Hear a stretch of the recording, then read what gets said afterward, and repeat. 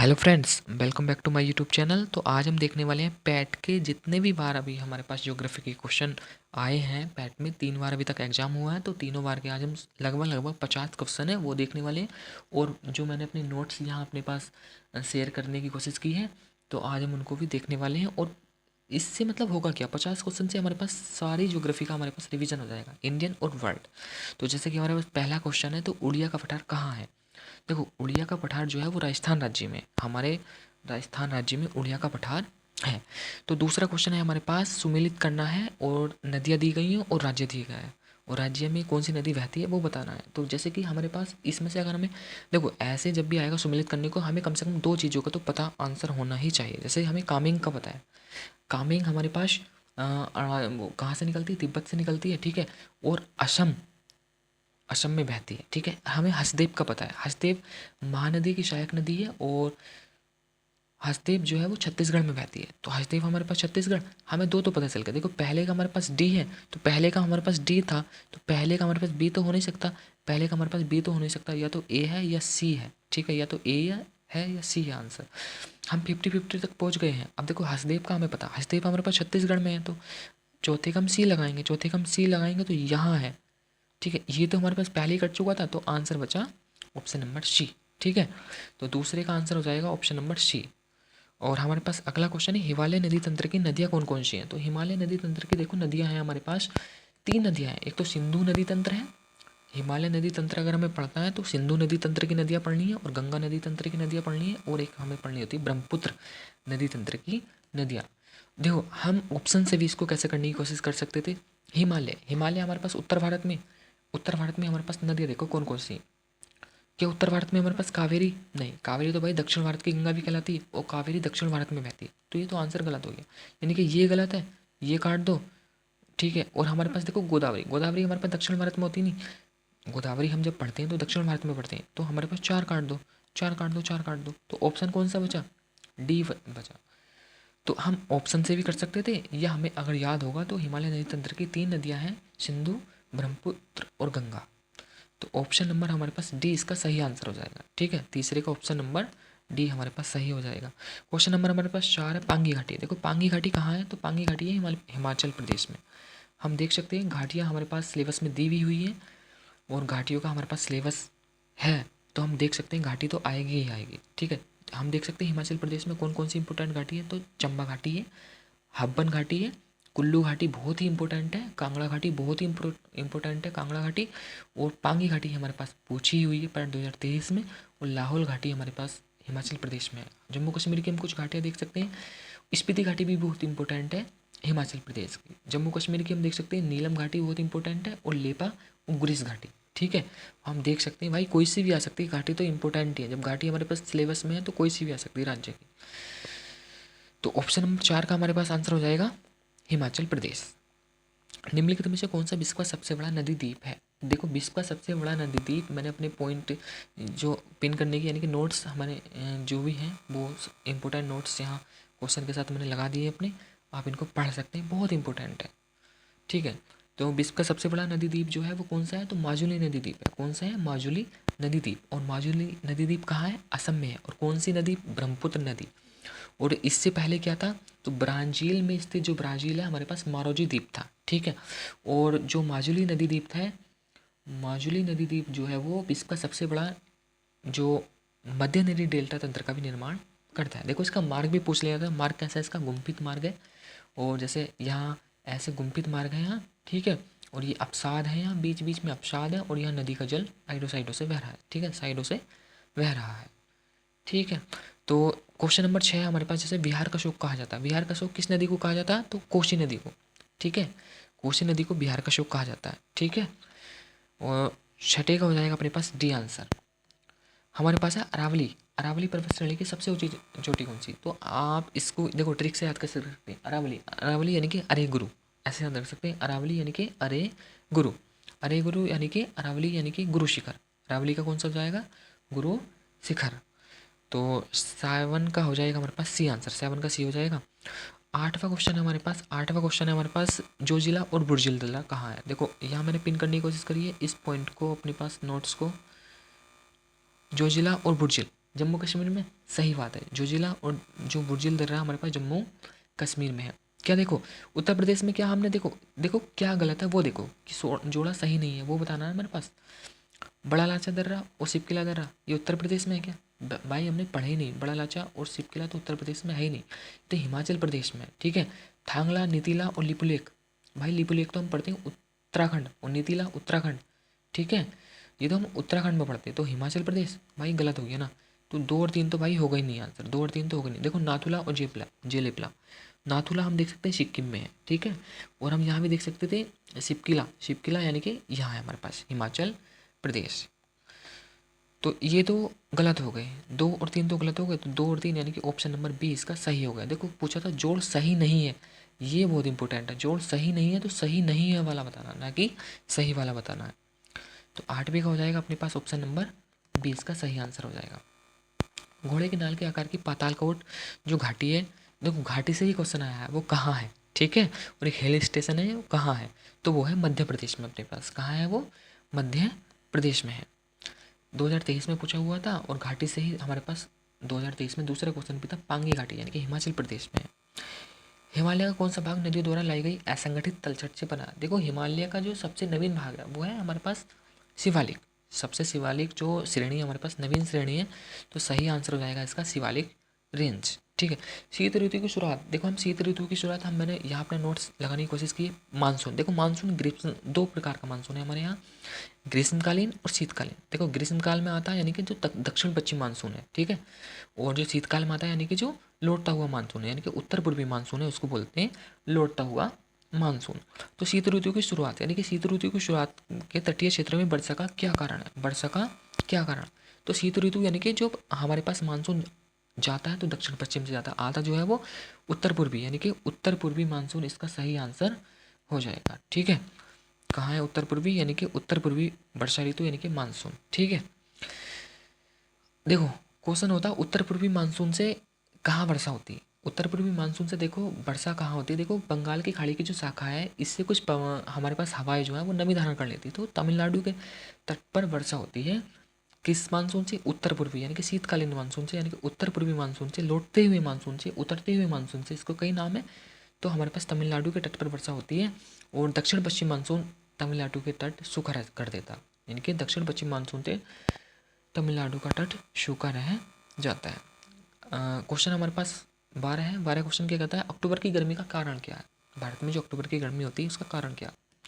उसका कारण है देखो उच्च आर्द्रता से जुड़ा उच्च तापमान। आर्द्रता भी उच्च है और उच्च भी टेम्परेचर भी उच्च है। देखो उमस उसको बोलते हैं, उमस जब हमारे पास गर्मी भी बहुत होती है और तापमान भी बहुत, यानी कि आर्द्रता यानी कि नमी भी बहुत है और गर्मी भी बहुत है, तो उसको बोलते हैं हम उमस। और उमस जो होती है वो अक्टूबर की गर्मी का कारण है। ठीक है, और हम देख सकते हैं ग्रीष्मकाल के उत्तरी मैदानों में बहने वाली पवन, यानी कि मानसून से कई सारे क्वेश्चन आए हुए हैं, तो मानसून इंपॉर्टेंट है। ठीक है, मानसून यानी कि जो उत्तरी ग्रीष्मकाल में जो उत्तरी मैदान है, जैसे कि देखो आंधी उसको काली आंधी बोलते हैं, तूफानी धूलभरी आंधी या काली आंधी बोलते हैं। पंजाब हरियाणा राजस्थान बिहार में बहती है या काली आंधी चलती है, तो उसको बोलते हैं हम काल वैशाखी। काल वैशाखी।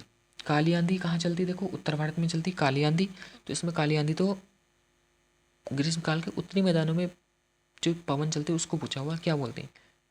काली आंधी नहीं, काल वैशाखी नहीं, उसको बोलते हैं हम लू। क्या बोलते हैं हम उसको? लू बोलते हैं। ठीक है, काली आंधी, देखो काल वैशाखी जो चलती है वो छोटा नागपुर पठार में चलती है। काल वैशाखी कहाँ चलती है? छोटा नागपुर पठार में। बैसाख के महीने में चलती। लू जो चलती है वो उत्तर भारत में। लू का ही नाम क्या है? काली आंधी है। लू का नाम क्या है? धूलभरी आंधी और काली आंधी। इसको हम जानते भी हैं, उत्तर प्रदेश के रहने वाले जो भी लोग हैं वो जानते होंगे। लू चलती है भाई ग्रीष्मकाल में चलती है, उत्तरी मैदान में चलती है, यानी कि हमारे पास उत्तर प्रदेश में कौन सी चलती ग्रीष्म ऋतु में? लू चलती है। ठीक है, उसका नाम क्या है? काली आंधी या धूलभरी आंधी भी बोल सकते हैं। लू की जगह अगर हमारे पास काली आंधी या धूलभरी आंधी लिखा होता तो हम लगाते हैं। काल वैशाखी हमारे पास कहाँ चलती है? छोटा नागपुर पठार, वेस्ट बंगाल, झारखंड, छत्तीसगढ़, ओडिशा में चलती है।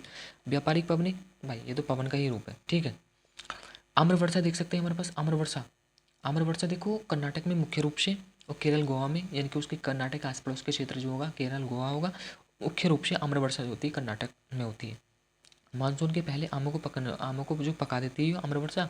फूलों वाली वर्षा चेरी ब्लाजम बहुत इंपॉर्टेंट है। कॉफ़ी शावर यानी कि केरल और उसके आसपास के क्षेत्र जैसे कि कर्नाटक हो गया, ठीक है। और यहाँ काफ़ी के बगान लगाए जाते हैं यानी कि कॉफ़ी ज़्यादा पैदा होती है यहाँ पर, ठीक है। असम की देखो काल वैशाखी असम में एक इसकी शाखा जाती है, उसको बोलते हैं चाय वर्षा। चाय की खेती के लिए अच्छी है और जूट पटसन की जो बाढ़ लाती है, ठीक है, जूट पटसन के लिए भी बहुत अच्छी है। कौन सी है? चाय वर्षा। चाय वर्षा कहाँ है? असम में है। काल वैशाखी कहाँ है? छोटा नागपुर पठार, वेस्ट बंगाल, झारखंड और छत्तीसगढ़ और ओडिशा। आम्र वर्षा कहाँ है? कर्नाटक। मुख्य रूप से कर्नाटक, केरल में और गोवा में भी होगी। अगर 3 ऑप्शन आएंगे तो कर्नाटक, केरल, गोवा, और मुख्य रूप से पूछेगा तो कर्नाटक लगाएंगे, ठीक है। देखो ये तो है नहीं कि कर्नाटक में ही होगी, उसके आस पड़ोस के क्षेत्र में भी तो चलेगी। जैसे काली आंधी चल रही, काली आंधी केवल उत्तर प्रदेश में थोड़ा चलेगी, उत्तर प्रदेश के यानी कि उत्तर भारत में चलेगी, उत्तर प्रदेश के जितने भी आस पड़ोस के राज्य हैं उसमें भी चलेगी। तो हम देख सकते हैं कहाँ कहाँ चलती है, बिहार में भी चलती, सब जगह चलती है लू वगैरह, उत्तर भारत में चलती, ठीक है। अगला क्वेश्चन है हमारे पास, सामान्यतः जो सामान्य वर्षा में अचानक वृद्धि हो जाए, मतलब वर्षा में अचानक वृद्धि हो जाए और कई दिनों तक लगातार भारी वर्षा हो, तो उसको क्या कहा जाएगा? तो उसको कहा जाएगा, देखो, मानसून प्रस्फोट यानी कि मानसून का फटना। तो मानसून का फटना क्या है? अगर हमारे पास अचानक वृद्धि हो रही है वर्षा में और कई दिन तक लगातार जारी रहती है वही वृद्धि, तो उसको बोलेंगे मानसून का फटना यानी कि मानसून प्रस्फोट या मानसून फटना। क्वेश्चन हमारे पास 15 है, भारत में निम्नलिखित में से किस स्थान पर दिन और रात के तापमान में व्यापक अंतर पाया जाता है? तो वो है हमारे पास, देखो, थार का मरुस्थल। थार का मरुस्थल जो है वो यानी कि दिन के समय तो बहुत गर्म हो जाएगा और रात के समय बहुत ठंडा हो जाएगा, तो वो है हमारे पास थार का मरुस्थल। ऑप्शन नंबर ए इसका सही आंसर है। राजस्थान के जालोर जिले में किस प्रकार का ग्रेनाइट पाया जाता है? तो देखो यहाँ पाया जाता है रोजी पिंक यानी कि गुलाबी ग्रेनाइट पाया जाता है। राजस्थान के जो जालोर जिले में कौन सा ग्रेनाइट पाया जाता है? तो रोजी पिंक ग्रेनाइट पाया जाता है। राजस्थान, क्वेश्चन नंबर हमारे पास 17 है, राजस्थान की खेतड़ी परियोजना किसके उत्पादन के लिए प्रसिद्ध है? तो खेतड़ी देखो तांबे के लिए प्रसिद्ध है। खेतड़ी तांबे के लिए लगाया भी है, मैंने क्वेश्चन लगाने की कोशिश की है यहाँ नोट से। तो खेतड़ी देखो झुंझुनू और अलवर, अलवर और झुंझुनू दो यानी कि यहाँ राजस्थान में ज़िले हैं जहाँ हमारे पास तांबे का उत्पादन होता है। मध्य प्रदेश में हम देख सकते हैं बालाघाट जिला है तांबे के उत्पादन के लिए। देखो खनिज संसाधन हमारे पास दिए हुए हैं सिलेबस में, खनिज संसाधन हमें देखने पड़ेंगे, इंपॉर्टेंट है। तांबे के और देख लो, बालाघाट है, तेरगांव है, तरेगांव है, मलाजखंड है, बहुत इंपॉर्टेंट है मलाजखंड। मलाजखंड कहाँ है? मध्य प्रदेश में है। बालाघाट कहाँ है? मध्य प्रदेश में। झारखंड में हम देख सकते हैं बहुत इंपॉर्टेंट है सिंहभूमि, ठीक है, या हजारीबाग, सिंहभूमि या हजारीबाग, ठीक है। और खेतड़ी जो हमारे पास खेतड़ी या खो दरीवा भगोनी यानी कि दो यहाँ हमारे पास खाने हैं, खेतड़ी और कौन सी? खो दरीवा भगोनी। यहाँ पर एचसीएल का इकाई है, ये कहाँ? खेतड़ी काबर कॉम्प्लेक्स की इकाई है यहाँ एचसीएल की इकाई। इकाई तो वैसे पूछेगा नहीं मगर यही पूछेगा हमारे पास झुंझुनू, और जो झुंझुनू है और जो अलवर जिला है वो किसके लिए प्रसिद्ध है? तो वो तांबे के लिए प्रसिद्ध है। अगला क्वेश्चन हमारे पास दिया है भूरा ब्राउन। देखो भूरा ब्राउन यानी कि भूरा कोयला किसको कहा जाता है? तो वो कहा जाता है हमारे पास लिग्नाइट को। किसको कहा जाता है? लिग्नाइट को। देखो कोयला होता है 4 प्रकार। हाँ, अगर हम कार्बन की प्रतिशतता के आधार पर कोयले की बात करें तो वो होता है हमारे पास 4 प्रकार, यानी कि एंथ्रेसाइट सबसे उच्चतम कोयला होता है एंथ्रेसाइट, फिर होता है हमारे पास बिटुमिनस, फिर होता है हमारे पास लिग्नाइट, फिर हमारे पास होता है पीट, यानी कि सबसे निम्न जो गुणवत्ता का कोयला होता है कार्बन के आधार पर वो होता है हमारे पास पीट। और सबसे उच्चतम जो जिसमें कार्बन का प्रतिशत है यानी कि जो सबसे अच्छा कोयला है तो वो हमारे पास होता है एंथ्रेसाइट। तो भूरा कोयला किसको बोला जाता है? भूरा कोयला बोला जाता है हमारे पास लिग्नाइट को, ठीक है। लिग्नाइट को हमारे पास भूरा कोयला। और थर्ड गुणवत्ता का कोयला है, कौन सी गुणवत्ता है इसकी? थर्ड कैटेगरी का कोयला है। हमारे पास क्वेश्चन है, हमारे पास 19वां क्वेश्चन है, भिलाई इस्पात संयंत्र की लौह का जो अयस्क है उसका स्रोत क्या है? देखो भिलाई इस्पात संयंत्र को जो लौह अयस्क की जो आपूर्ति होती है वो होती है दल्ली राजहरा से, और जबकि भिलाई इस्पात संयंत्र से दल्ली राजहरा से होगी, और राउरकेला जो इस्पात संयंत्र है हमारे पास वो उसको जो लौह अयस्क की जो आपूर्ति होगी वो होगी क्योंझर प्लस केंदुझार, ठीक है। क्योंझर, और ये ओडिशा में खाने हैं क्योंझर और केंदुझार। क्वेश्चन आ सकता है, बहुत इंपॉर्टेंट है। और देखो भिलाई इस्पात संयंत्र जो है इसको याद रख सकते हैं हम भीरू, यानी कि भिलाई इस्पात संयंत्र की जो स्थापना करी थी वो रूस के सहयोग से हुई थी। और जर्मनी राउरकेला यानी कि राउरकेला, देखो रुर, रुर जर्मनी को बोलते हैं ना रुर, तो हम ऐसे याद रख सकते हैं। तो रुर यानी कि राउरकेला यानी कि जर्मनी, ठीक है। तो रुर जो राउरकेला जो इस्पात संयंत्र है तो वो उसकी जो वो किसने की स्थापना, किसके सहयोग से हुई है? जर्मनी के सहयोग से उसकी स्थापना हुई है। दुर्गापुर इस्पात संयंत्र की स्थापना ब्रिटेन के सहयोग से हुई है। क्वेश्चन ये आ सकता है भाई, जब हमने इन्होंने ये पूछा है दिल्ली राजरा से होती है लोहेस की आपूर्ति, तो पूछ सकता है राउरकेला को किससे होती है? तो राउरकेला को होती है क्योंझर यानी कि किंदुझाड़, क्योंझर प्लस किंदुझाड़ ओडिशा से होती है। ठीक है, इसको पढ़ सकते हैं, बहुत इंपॉर्टेंट है। अगला क्वेश्चन हमारे पास है, गन्ने के जो उचित एवं लाभकारी मूल्य यानी कि एफआरपी को कौन मंजूरी देगा? देखो एमएसपी, एमएसपी यानी कि ये तो देखो अर्थशास्त्र का क्वेश्चन है, वैसे यहाँ देख सकते हैं, यहाँ भी भूगोल में हम इसको पढ़ सकते हैं। गन्ने के उचित एवं लाभकारी मूल्य को कौन मंजूरी देता? देखो जो एमएसपी की जो घोषणा करती है, वो एमएसपी की जो वो कौन करती है? सीएसीपी यानी कि कृषि एवं लागत मूल्य आयोग करता है ना घोषणा, सिफारिशों की घोषणा करता है भाई इतने रुपए इसकी कीमत रहनी चाहिए, मगर उसको आर्थिक जो वो मंजूरी देता है वो कौन मंजूरी देता है उसको? तो मंजूरी देता है कृषि लागत एवं, देखो आर्थिक मामलों की कैबिनेट समिति जो होती है उसको क्या देती है? अपनी अंतिम मंजूरी देती है। ठीक है, आर्थिक मामलों की कैबिनेट समिति एमएसपी के लिए। मगर गन्ने के लिए जो एमएसपी निर्धारित नहीं करती सरकार, गन्ने के लिए निर्धारित करती है उचित एवं लाभकारी मूल्य, और उसको कौन मंजूरी देता है? तो आर्थिक मामलों की कैबिनेट समिति। ठीक है, आर्थिक मामलों की कैबिनेट समिति। कृषि एवं लागत मूल्य आयोग जो होता है वो सिफारिश करता है भाई। ठीक है, मंजूरी तो जो होता है कौन मंजूरी देगा? मंजूरी तो देगा आर्थिक मामलों की कैबिनेट समिति देगी। हमारे पास अगला क्वेश्चन है, 1936 में भारत में पहली बार जो वन के प्रकार का वर्गीकरण किया गया था वो किसने किया था? तो वो किया था भाई हमारे पास सर एच जी चैंपियंस ने किया था। ठीक है, 1936 में किया था। इम्पोर्टेंट था, पहली बार किया था, तो इसलिए पूछा गया कि पहली बार, पहला, जैसे कि हमारे पास आता है ना, पहले वाले आते हैं ना, पहला कौन था, पहला कौन था, तो वही पूछा गया। तो सर एच जी चैंपियंस ने किया था। सागौन के जंगल भारत में किस राज्य में पाए जाते हैं? तो सागौन के जंगल भारत में मध्य प्रदेश में पाए जाते हैं। कहाँ पाए जाते हैं? मध्य प्रदेश में पाए जाते हैं। क्वेश्चन हमारे पास है 23, नागार्जुन सागर बांध किस नदी पर बना है? तो देखो हम ऐसे भी याद रख सकते हैं इसको, नाग भगवान कृष्ण बैठ का आए थे ना नाग पर, जब हमने कृष्ण लीला अगर तुमने देखी हो तो हम उससे रिलेट कर सकते हैं इसको। देखो नागार्जुन, तो नाग पर बैठ कर आए थे कृष्ण भगवान, ऐसा कुछ रिलेट करो नाग और कृष्ण। ठीक है, जब गेंद वगैरह वहाँ गिर गई थी तालाब में। तो नागार्जुन सागर वन किस नदी पर है? तो कृष्णा नदी पर है। ठीक है, सलाल वन जो बिजली परियोजना है वो कहाँ है? सलाल पन बिजली परियोजना कहाँ है? तो वो है हमारे पास चिनाब नदी पर है। और हम देख सकते हैं, मैंने यहाँ क्वेश्चन अपना नोट्स यहाँ शेयर करने की कोशिश की है क्वेश्चन के साथ। तो सलाल, देखो चिनाब नदी है, चिनाब नदी पर है हमारे पास सलाल, दुलहस्ती, बगलिहार। ठीक है, और हमारे पास ब्यास नदी पर हम देख सकते हैं, देखो ब्यास नदी पर भी है कुछ बांध हम देख सकते हैं। देखो रावी नदी पर देख सकते हैं रणजीत सागर बांध, बहुत इंपॉर्टेंट है, पूछा हुआ है। और हम देख सकते हैं सतलज नदी, देखो सतलज नदी पर हमारे पास भांगड़ा और नांगल दो बांध है। देखो भांगड़ा बांध जो है ना, भांगड़ा बांध हिमाचल प्रदेश में है, जबकि नांगल बांध जो है वो पंजाब में है। ठीक है, और हरी के वैराज कहाँ है? पंजाब में। हरी के वैराज से इंदिरा गांधी नहर निकाली गई है जो राजस्थान के लिए जीवनदायिनी नहर है। कौन सी? इंदिरा गांधी नहर, सबसे लंबी नहर राजस्थान में कौन सी? इंदिरा गांधी नहर। ठीक है, और हम देख सकते हैं हरी के विराज किस नदी पर है? सतलज नदी पर है, और इससे कौन सी नहर निकाली गई है? इंदिरा गांधी नहर निकाली गई है। ठीक है, देख सकते हैं बहुत इंपॉर्टेंट है। ये भी देख सकते हैं झेलम नदी पर कौन सी है? उरी है, तुलबुल है। और किशनगंगा नदी पर किशनगंगा है।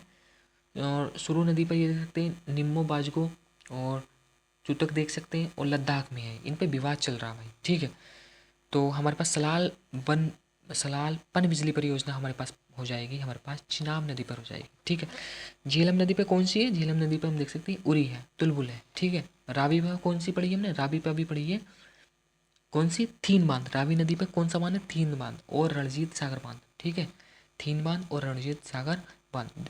हमारे पास अगला क्वेश्चन है, भारत का जो मानक समयोत्तर रेखा है वो कौन सी है? यानी कि वो है हमारे पास 82.5 डिग्री पूर्वी देशांतर, और वो कितने राज्यों से होकर गुजरती है? देखो यहाँ 82.5 डिग्री पूर्वी देशांतर, देखो कितने राज्यों से होकर गुजरती? वो है हमारे पास 5 राज्यों से होकर गुजरती। यानी कि हमारे पास देखो 82.5 डिग्री यानी कि 1 डिग्री में होते हैं हमारे पास कितने, बताओ 1 मिनट में 30 डिग्री, यानी कि 82.5 डिग्री। देखो 82.5 डिग्री हमारे पास कहाँ है? 82.5 डिग्री ये वाला है हमारे पास, ये तो 83 है, ये 82, ये वाला नहीं, 50 नहीं, डिग्री 30 में होता। ठीक है, पूर्वी देशांतर, तो इसमें कन्फ्यूजन हो सकता था आपको, और इसमें तो डिग्री जो नापा जाता है वो 60 तक ही नापा जाता है। ठीक है, 1 मिनट में 60 डिग्री, तो वहाँ से आएगा ना भाई 82.5 डिग्री पूर्वी देशांतर, 50 का कोई हिसाब नहीं है। कहाँ से गुजरता है, देखो यूपी से, मध्य प्रदेश से, छत्तीसगढ़ से और हमारे पास ओडिशा से। और जो कर्क रेखा है ना, कर्क रेखा ये रही। और जो पूर्वी डिग्री देशांतर है हमारे पास 82.5 डिग्री, हमारे पास जो पूर्वी देशांतर है हमारे पास 82.5 डिग्री पूर्वी देशांतर है, तो वो छत्तीसगढ़ में मिलता है और हमारे पास कर्क रेखा से मिलता है। छत्तीसगढ़ में कर्क रेखा से 82.5 डिग्री पूर्वी देशांतर की लाइन हमारे पास कहाँ मिलती है, छत्तीसगढ़ में मिलती है। क्वेश्चन आ सकता है कहाँ मिलता है, तो कौन से राज्य में मिलता है, तो छत्तीसगढ़ में मिलता है। यानी कि कर्क रेखा और हमारे पास हमारा जो 82.5 डिग्री पूर्वी देशांतर है, जो भारत का मानक समयोत्तर रेखा है, वो कहाँ मिलती है, तो छत्तीसगढ़ में मिलती है। ठीक है, कितने राज्यों से होकर गुजरती है, 5 राज्यों से होकर गुजरती है। अगला क्वेश्चन है, सबसे छोटा जो केंद्र शासित प्रदेश है वो कौन सा, देखो सबसे बड़ा है हमारे पास लद्दाख। सबसे बड़ा कौन केंद्र शासित प्रदेश कौन सा है, तो लद्दाख है। जबकि सबसे छोटा है हमारे पास लक्षद्वीप। लक्षद्वीप सबसे छोटा है और सबसे बड़ा जो है हमारे पास लद्दाख है। ठीक है, अगला क्वेश्चन हमारे पास, क्षेत्रफल की दृष्टि से भारत का निम्न में से कौन सा राज्य सबसे छोटा, ये तो बहुत इंपॉर्टेंट है यार। गोवा सबसे छोटा है और सबसे बड़ा कौन सा, राजस्थान। उसके बाद हमारे पास मध्य प्रदेश, फिर महाराष्ट्र और यूपी का जो नंबर है वो चौथा नंबर है। ठीक है, यूपी के हम तो हमें याद होना चाहिए, यूपी में चौथा नंबर है। ठीक है, यूपी के लिए पढ़ लें तो हमें क्षेत्रफल की दृष्टि से यूपी का कौन सा स्थान है, तो चौथा स्थान है। पहला स्थान किसका, राजस्थान का। और सबसे छोटा है गोवा। ठीक है, अगला क्वेश्चन है हमारे पास, जो चुबीमुरा जो कि गोमती नदी के तट पर खड़ी पहाड़ी दीवार पर चट्टान की गई नक्काशी के पैनलों के लिए प्रसिद्ध है, भारत के निम्नलिखित में से किस राज्य केंद्र शासित प्रदेश में स्थित है, देखो त्रिपुरा में स्थित है। कहाँ है, त्रिपुरा में स्थित है। तो ऑप्शन नंबर इसका सी इसका सही आंसर हो जाएगा, त्रिपुरा। क्वेश्चन हमारे पास अगला है हमारे पास, लेक तुर्काना दुनिया की सबसे बड़ी रेगिस्तानी झील केन्या में है। बहुत इंपॉर्टेंट है, याद होनी चाहिए। झीलें हमारे पास सिलेबस में दी हुई है विश्व की और भारत की। तो लेक तुर्काना कहाँ है, हमारे पास केन्या में है। ठीक है, निम्नलिखित में से कौन सा पृथ्वी का सबसे बड़ा अंतःस्थलीय जलीय निकाय है, तो वो कौन है, कैस्पियन सागर। देखो अंतःस्थलीय जलीय निकाय कौन सा है हमारे पास सबसे बड़ा, कैस्पियन सागर। देखो यहाँ से हमारे पास क्वेश्चन पुटअप हो सकता है इस बार, कौन सा, कैस्पियन। देखो खारे पानी की सबसे बड़ी झील हमसे अगर पूछता है तो क्या लगाएंगे हम, कैस्पियन सागर लगाएंगे। उसके बाद हमारे पास है इसिक। ठीक है, इसिक। और उसके बाद हमारे पास बान झील और फिर इसिक इसिक झील। उसके बाद हमारे पास बान झील और फिर हमारे पास तुर्काना झील, लेक तुर्काना। और हमने जो अभी पढ़ी ना लेक तुर्काना, वो कहाँ है, केन्या में है। तो अगर हम मीठे पानी के क्षेत्रफल की दृष्टि से सबसे बड़ी झील देखें तो वो कौन सी है, सुपीरियर झील है। देखो ये खारे पानी की झील है, ये मीठे पानी की। सुपीरियर झील सबसे बड़ी। अगर गहराई के अनुसार देखें हम, सबसे मीठे पानी की सबसे गहरी झील कौन सी है, तो वेकाल झील है। ठीक है, वाईकाल या वेकाल। आयतन के अनुसार हम देखें तो वही है वाईकाल। लंबाई के अनुसार देखें हम, टंगनाइका है। कौन सी झील है सबसे बड़ी, अगर हम विश्व की सबसे बड़ी झील हम पूछता है तो वो कैस्पियन सागर है। अगर मीठे पानी की पूछता है तो वो कौन सी है, सुपीरियर झील है। मीठे पानी की सुपीरियर झील है। अगर हम अंतःस्थलीय झील पूछता है तो कैस्पियन सागर लगाएंगे। ठीक है, कैस्पियन सागर लगाएंगे।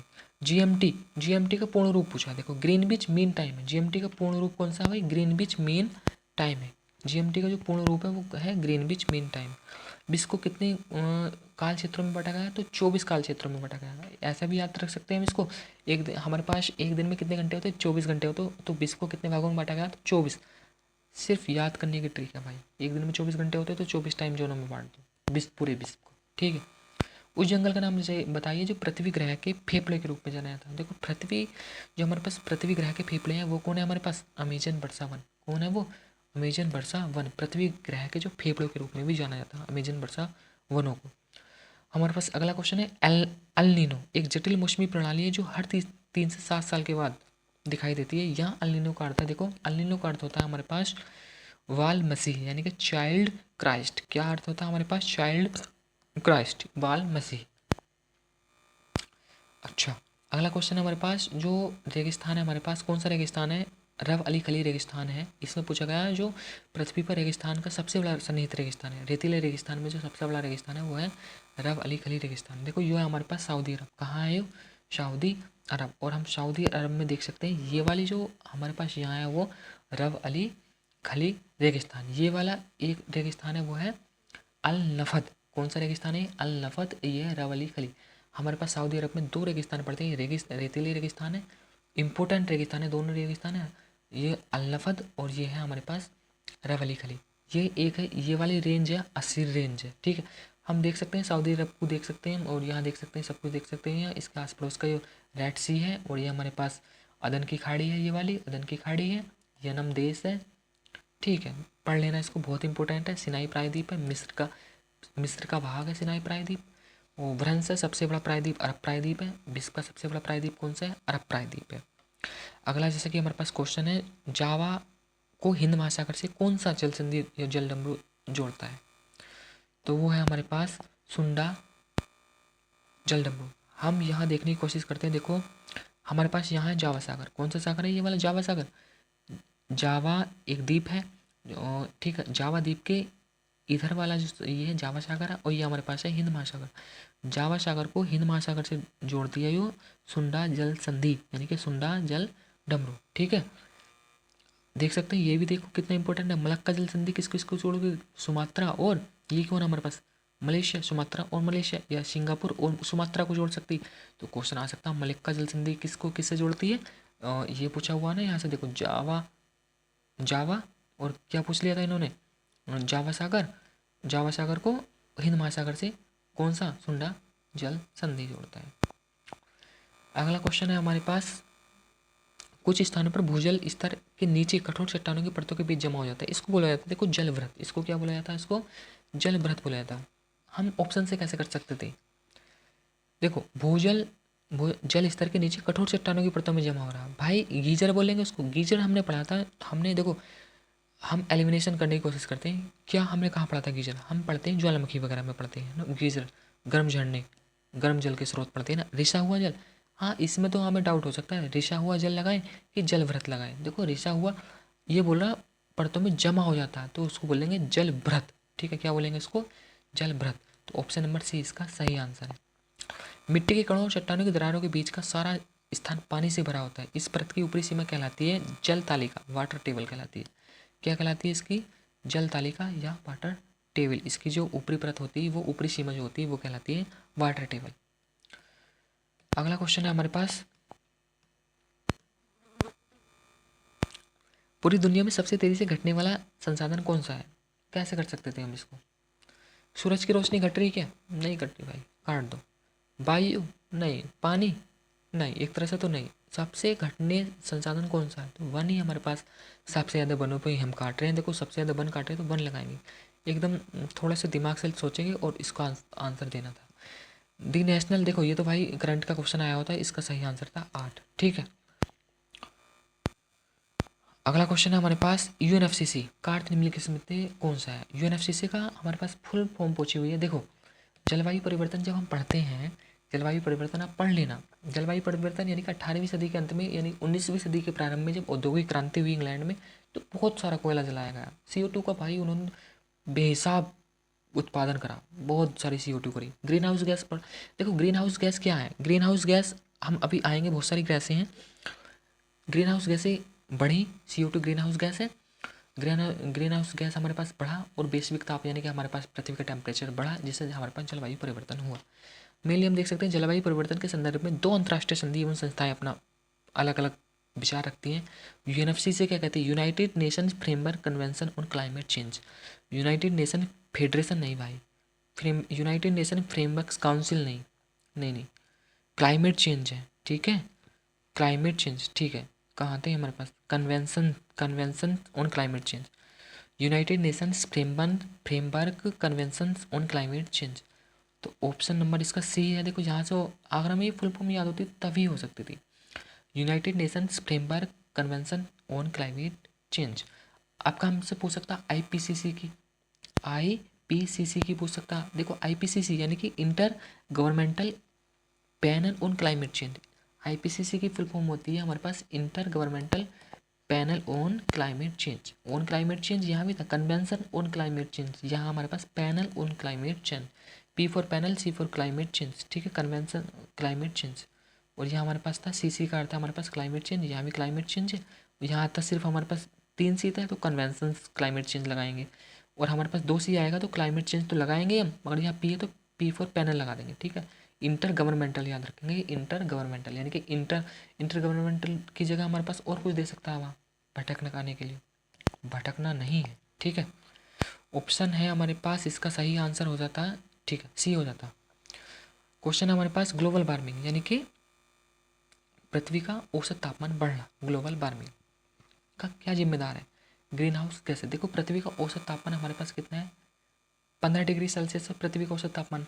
जब पृथ्वी का औसत तापमान हमारे पास 15 डिग्री सेल्सियस से बढ़ जाता है, यानी कि जैसे हमारे तापमान, हमारे शरीर का तापमान 37 डिग्री सेल्सियस होता है ना, तो ऐसी पृथ्वी का तापमान जो है नॉर्मल होना चाहिए 15 डिग्री सेल्सियस। जब 15 डिग्री सेल्सियस से ऊपर बढ़ रहा है उसको बोला जाता है हमारे पास पृथ्वी गर्म हो रही है, उसको बोला जाता है हमारे पास ग्लोबल वार्मिंग। इसके जिम्मेदार कौन कौन सी गैसें हैं, ग्रीन हाउस गैसें हैं।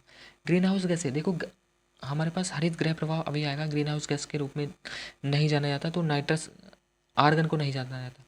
ग्रीन हाउस गैसें हम देख सकते हैं, देखो ग्रीन हाउस गैसें, एक सेकंड रुक जाओ, ग्रीन हाउस गैसें कौन कौन सी ग्रीन हाउस गैसें, हरित गृह गैसें आईपीसीसी हमने अभी फुल फॉर्म पढ़ी थी, ठीक है, inter governmental panel on climate change. Green house गैसें वे गैसें हैं, ग्रीन हाउस गैसें कौन सी गैसें हैं, वे गैसें हैं जो पृथ्वी वातावरण पर, यानी कि पृथ्वी को वातावरण तथा बाहरी बादलों द्वारा उत्सर्जित ऊष्मीय अवरक्त विकिरणों को अवशोषित व उत्सर्जित करती है।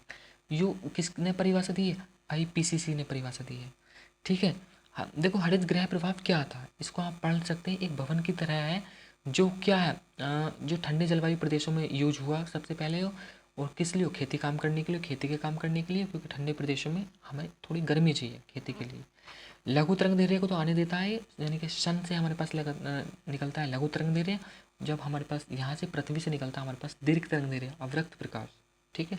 अवरक्त प्रकाश हमारे पास पृथ्वी को गर्म कर देता है, और लघु तरंगदैर्घ्य यानी कि जो हमारे पास दृश्यमान प्रकाश आया है उस वो आया हमारे पास लघु तरंगदैर्घ्य। पृथ्वी एक ग्रीन हाउस गैस की तरह, ग्रीन हाउस ग्रह की, हरित ग्रह प्रभाव की तरह कार्य करती है। हरित ग्रह प्रभाव की तरह पृथ्वी जो है वो एक, यानी कि पृथ्वी जो है एक, देखो हरित ग्रह प्रभाव का हमें समझना है तो हम देख सकते हैं कांच की एक बंद गाड़ी है जिसमें हम बैठे हैं, यानी कि उससे हमारे पास गर्मी देखो बाहर नहीं जाती, गर्मी बाहर नहीं जा पाती, ठीक है, आ तो पाती है, जो हमारे पास गर्मी आ तो गई इसमें ट्रैप हो जाती है, एकदम फंस जाती है।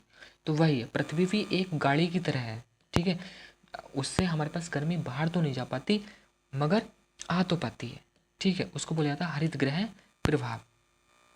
पृथ्वी को गर्म करने का काम करता है हरित ग्रह प्रभाव। ग्लोबल वार्मिंग का देखो देखो ग्लोबल वार्मिंग यानी कि पृथ्वी का औसत तापमान का बढ़ना, समुद्र के स्तर में वृद्धि भाई होगी, तटीय रेखा में परिवर्तन, जब वृद्धि होगी यानी कि ग्लेशियर बहेंगे तो तटीय रेखा में परिवर्तन होगा ही होगा, ये भी सही, ये भी सही। फसल पैटर्न में परिवर्तन, बिल्कुल परिवर्तन, फसल पैटर्न में परिवर्तन, जो आम का बोर्ड जो होता है वो पहले आ जाता है, वो भी ग्लोबल वार्मिंग का ही एक परिणाम है, ठीक है। तो ये सभी इसके सही आंसर हो जाएंगे। वायुमंडल में ग्रीन हाउस गैसें पृथ्वी के अधिकांश उत्सर्जित अवशोषित करती हैं जो निचले वायुमंडल को गर्म करती हैं। अभी तो हमने पढ़ा, देखो क्या पढ़ा अभी हमने पढ़ा ना अवरक्त प्रकाश, ठीक है, अवरक्त प्रकाश पढ़ा ना हमने अभी, तो अवरक्त प्रकाश हमारे निचले वायुमंडल को गर्म कर देता है, ठीक है। देखो दृश्यमान प्रकाश नहीं, इनमें से कोई नहीं, परावैगनिक किरणें, परावैगनिक किरणें तो वही समाप्त हो जाती है ना, कहाँ पर बताओ, परावैगनिक किरणें समताप मंडल, समताप मंडल में, और समताप मंडल में हमारे पास कौन सी परत है बताइए, समताप मंडल में हमारे पास कौन सी परत है जो हम परावैगनिक किरणों को खत्म कर देती है। निम्न में से कौन सी एक हरित गृह गैस नहीं है, तो methane, nitrogen, carbon dioxide, chlorofluorocarbon. हमने अभी देखिए हरित गृह प्रभाव, जो हरित गृह यानी कि ग्रीन हाउस गैसें हैं वो कौन कौन सी हैं, CO2, CH4, नाइट्रस ऑक्साइड यानी कि N2O, CFC, CF6 और NF3। ये प्रत्यक्ष तौर पर SO2 ग्रीन हाउस गैस नहीं है, क्वेश्चन पूछा हुआ था। अम्ल वर्षा के लिए उत्तरदायी है SO2, ठीक है, SO2 अम्ल वर्षा के लिए उत्तरदायी है। तो क्वेश्चन पूछा ग्रीन हाउस गैसें ही ग्लोबल वार्मिंग का परिणाम है, ग्रीन हाउस गैसें ही हमारे पास पृथ्वी के तापमान को बढ़ा रही हैं। हरित गृह गैस नहीं है तो नाइट्रोजन नहीं है, ऑप्शन हो जाएगा इसका बी। ओजोन होल, हम जो हमारे पास ओजोन परत होती है वो समताप मंडल में मौजूद होती है, ओजोन परत जो होती है हमारे पास परावैगनिक किरणें जो आती हैं वो उनको एग्जॉर्ब्स कर लेती है, अवशोषित कर लेती है, ठीक है। ओजोन होल क्या है, तो समताप मंडल में ओजोन परत की मोटाई में कमी है। देखो ओजोन कोई होल वगैरह नहीं है, कोई ओजोन, जो ओजोन होल बोला जाता है वो छेद वगैरह नहीं है, वो ओजोन परत जो है हमारे पास समताप मंडल में उसकी मोटाई में कमी हो गई है, ठीक है, उसकी मोटाई में कमी हो गई है। देख सकते हैं हम, देखो ओजोन 100% है हमारे पास, देखो 90% हमारे पास समताप मंडल में, अगर हमारे पास ओजोन समताप मंडल में है तो उसको बोला जाता है गुड ओजोन, अच्छा ओजोन है। अगर हमारे पास क्षोभ मंडल में है ओजोन तो वो हमारे पास क्या कर देगी, बुरा ओजोन है, ठीक है। क्षोभ मंडल में इसका प्रभाव ग्रीन हाउस गैस के रूप में होता है। अगर हमारे पास ये हमारे पास पृथ्वी के टेम्परेचर को बढ़ा देगी, पृथ्वी के टेम्परेचर को बढ़ा देगी। अगर हमारे पास क्षोभ मंडल में है तो हमारे लिए नुकसानदायक है, और हमारे पास समताप मंडल में है तो हमारे पास लिए लाभदायक है। क्यों? क्योंकि समताप मंडल में अगर हमारे पास ओजोन होगी तो वो क्या करेगी, हम पढ़ सकते हैं ओजोन परत, ओजोन जितनी होगी, क्योंकि समताप मंडल का निर्माण ही ओजोन से हुआ है, ठीक है। समताप मंडल में जितनी ओजोन होगी, ओजोन परत की मोटाई, ओजोन जो परत बनी हुई है वो समताप मंडल में बनी हुई है और वो ओजोन से ही बनी हुई है, ठीक है। आंतरिक सौरमंडल में स्थित एक बोना ग्रह, एकमात्र बोना ग्रह कौन सा है, तो वो सेरेस है। कौन सा है? सेरेस है। सेरेस जो है आंतरिक सौरमंडल में एकमात्र बोना ग्रह है, सेरेस। विषुव, विषुव के बारे में पूछा हुआ था क्वेश्चन। देखो विषुव के बारे में अगर हम पढ़ना है तो हम ये हमारे पास डायग्राम देख सकते हैं। विषुव देखो, सूर्य हमारे पास कहाँ है भाई, 21 जून को सूर्य हमारे पास कर्क रेखा है। 21 जून के बाद सूर्य हमारे पास, देखो हम देख सकते हैं वसंत विषुव। विषुव हमारे पास दो प्रकार के हैं, शरद विषुव और बसंत विषुव। शरद विषुव कब होता है हमारे पास, वो होता है देखो 23 सितंबर को, और हमारे पास वसंत विषुव होता है हमारे पास 21 मार्च को। क्वेश्चन पूछ सकता है ग्रीष्म ऋतु यानी कि 21 जून को, ये हमारे पास उत्तरी गोलार्ध की बात है सारी। किसकी बात है? उत्तरी गोलार्ध की। हम उत्तरी गोलार्ध में, तो हमने उत्तरी गोलार्ध के हिसाब से ही लिखा है। हमारे पास 21 जून को हमारे पास उत्तरी गोलार्ध में क्या होती है, ग्रीष्म ऋतु, कर्क संक्रांति बोला जाता है। दक्षिण गोलार्ध में शीत ऋतु होगी, इसी दिन होगी 21 जून को ही दक्षिण गोलार्ध में शीत ऋतु होगी। इंपॉर्टेंट है, क्वेश्चन आया हुआ था दो वसंत विश्व के बीच कितने दिन का अंतराल होता है, तो 365 दिन का। यूपीएससी 2023 में 2013 में क्वेश्चन पूछा हुआ है, देख लेना इसको। और परिक्रमण के बारे में पूछा जाता है, दिन और रात की जो अवधि में अंतर है वो किस कारण होगा। हमारे जो दिन और रात की जो अवधि है भाई वो किस कारण है, तो वह परिक्रमण करें। पृथ्वी पर जो प्रकाश व ऊष्मा के वितरण में जो अंतर है, यानी कि कहीं पर प्रकाश ज़्यादा है और कहीं पर ऊष्मा ज़्यादा है, कहीं पर कमी है, तो वो कहाँ है, परिक्रमण के कारण, पृथ्वी के परिक्रमण के कारण। जो ऋतु परिवर्तन है वो किसके कारण है, परिक्रमण के कारण। पृथ्वी का जो परिक्रमण है वो पश्चिम से पूर्व की दिशा है, एंटी क्लॉकवाइज है। समय 365 दिन और 6 घंटे है। शरद विषुव कब हो सकता है, क्वेश्चन पूछ सकता है, 100% चांसेस है 23 सितंबर को होता है शरद विषुव, क्योंकि बसंत विषुव उसने पूछ लिया है 21 मार्च को बसंत विषुव होता है। क्वेश्चन नंबर 49 का हो जाएगा हमारे पास सही आंसर वी, ठीक है। निम्नलिखित में से कौन सा ग्रह सूर्य के सबसे नजदीक है। अगर हम सूर्य के नजदीक के साथ हम ग्रहों को क्रम से लगाएं तो कैसे लगाएंगे, बुध शुक्र पृथ्वी मंगल बृहस्पति शनि अरुण वरुण, ठीक है। सबसे बाद का जो ग्रह है वो है वरुण, तो सही आंसर है हमारे पास बुध शुक्र पृथ्वी, यानी कि बुध सही आंसर हो जाएगा हमारे पास बुध। फिर उसके बाद है शुक्र, फिर उसके बाद है मंगल, फिर उसके बाद है पृथ्वी। बुध शुक्र पृथ्वी मंगल, बुध शुक्र पृथ्वी हमारे पास, ठीक है। बुध शुक्र पृथ्वी, पृथ्वी हमारे पास तीसरे नंबर पे है, और मंगल हमारे पास चौथे नंबर पे, और 5वें नंबर पे हमारे पास बृहस्पति, ठीक है। हॉलमार्क, लास्ट क्वेश्चन है हमारे पास। हॉलमार्क लोगों का जो लोगो होता है उसका उपयोग निम्न में से किसके लिए होता है, तो वो होता है देखो जेवर के लिए। किसके? हॉलमार्क का हमने, तुमने देखा होगा भाई, सोना जब भी खरीदते तो हॉलमार्क चेक करते नहीं, हॉलमार्क तुम चेक करना कभी, या जब तुम उस पर जाओगे ज्वेलर पर जाओगे ना, तो वो बताएगा तुम्हें हॉलमार्क वगैरह उसके लगा हुआ होगा सोने पर, तो जेवर से संबंधित है हॉलमार्क, ठीक है। तो आज हमने देखे 51 क्वेश्चन देख लिए आज हमने, तो ज्योग्राफी का हमने रिवीजन कर लिया है, जितने भी क्वेश्चन आए थे सभी देखे। तो मिलते हैं नेक्स्ट क्लास के साथ, तो तब तक के लिए